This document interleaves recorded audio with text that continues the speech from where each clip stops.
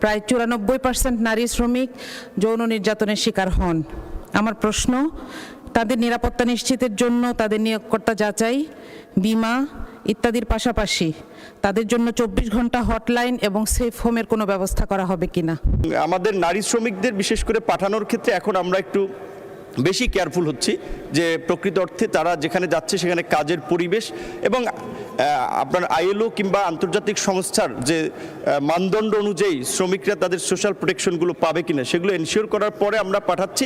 মাননীয় স্পিকার, আপনাকে ধন্যবাদ।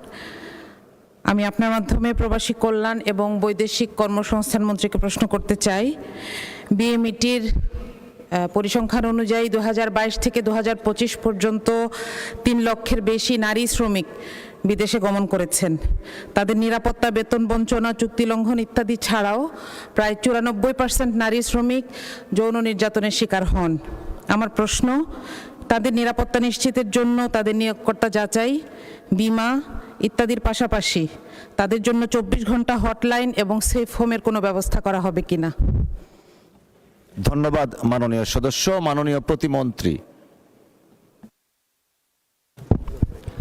জি, মাননীয় স্পিকার, আপনাকে ধন্যবাদ। মাননীয় সংসদ সদস্যকেও আপনার মাধ্যমে ধন্যবাদ যে প্রশ্নটি করায়। আমাদের বাংলাদেশ থেকে 16135 টোল ফ্রি একটি হটলাইন পরিচালনা করা হয়, যেটা দেশের বাইরে থেকেও আমাদের যে কোনো প্রবাসী যে কোনো সেবা কিংবা অসুবিধার কথা এখানে জানাতে পারবে। যদি তারা জানায়, আমরা এখান থেকে ওই ধরনের ব্যবস্থা নিয়ে থাকি। এছাড়া আমাদের বাইরের দূতাবাসগুলোর মাধ্যমেও তাদের সেবা দেওয়া হয় এবং আগে অনেকগুলো দেশের সাথে আমাদের এমইউ ছিল না, এখন আমাদের বিভিন্ন দেশের সাথে এমইউ হচ্ছে, যার ফলে আমরা আমাদের শ্রমিকদের মর্যাদার প্রশ্নে কিংবা তাদের সোশ্যাল প্রোটেকশনের ক্ষেত্রে কর্মক্ষেত্রে যদি তারা এই ধরনের হ্যারাসমেন্টের শিকার হয় সেটা একটা প্রতিকার দাবি করতে পারি। সৌদি আরবে আমাদের 2টো সেফ হোম আছে।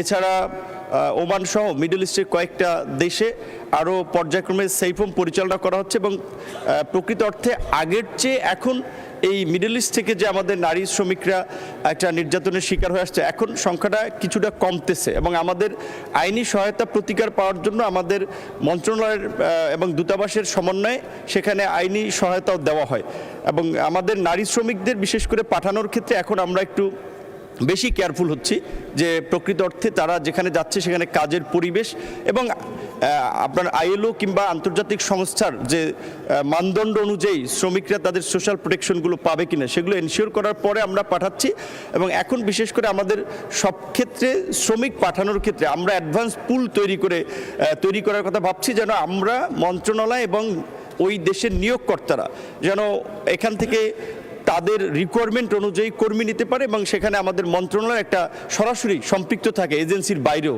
আপনাকে ধন্যবাদ।